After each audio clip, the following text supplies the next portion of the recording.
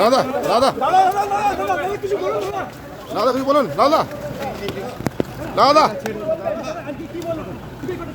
Honourable supreme কোর্টের অর্ডারে আমরা আজকে অনুপ মাঝিকে কোর্টে সারেন্ডার করেছিলাম। আমাদের সাবমিশন শোনার পরে কোর্ট ওনাকে ব্যক্তিগত জামিনে বন্ড দিয়েছেন। কি কি শর্ত? ওনাকে শর্ত দিয়েছেন যে উনি ওনার গ্রামের বাড়ি যে অ্যাড্রেস আছে সেখান ছেড়ে উনি বেরোবেন না।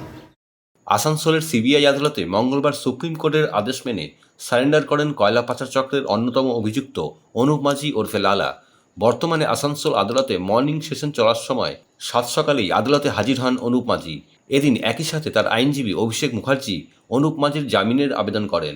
উভয় পক্ষের সওয়াল জবাব শেষে বিচারক শর্ত সাপেক্ষ লালার জামিন মঞ্জুর করেন, যেখানে বলা হয় অনুপ মাঝি তার গ্রামের বাড়ির ঠিকানা থেকে অন্যত্র বের হতে পারবেন না। একই সাথে আদালতের প্রয়োজন অনুসারে তাকে হাজির থাকতে হবে। সেটা আমরা অনারেবল সুপ্রিম কোর্টের অর্ডার মেনেছি, আমরা মেনে এসে কোর্টের সামনে সারেন্ডার করেছি।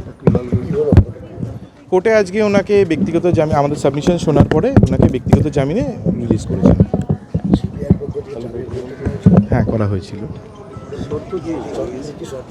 ওনাকে শর্ত দেওয়া হয়েছে যে উনি ওনার গ্রামের বাড়ির অ্যাড্রেস ছেড়ে বেরোবেন না।